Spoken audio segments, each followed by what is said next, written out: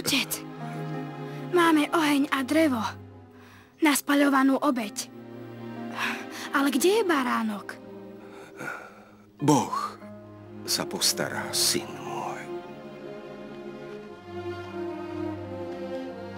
Nerozumiem tvojim dôvodom, pane, ale viem, že si Boh, darca života. A dôverujem ti. Urobím, čo odo mňa žiadaš. Pretože znamenáš pre mňa viac ako môj život.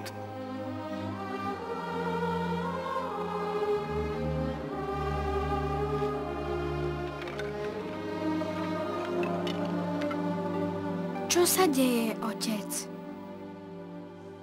My nebudeme mať baránka, syn môj.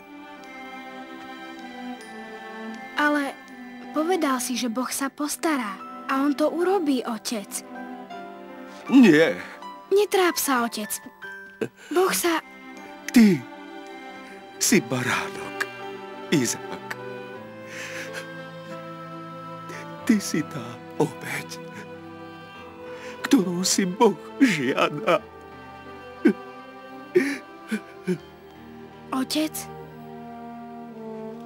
Musím posluchnúť. Neviem, prečo to Boh chce, ale posluchnem.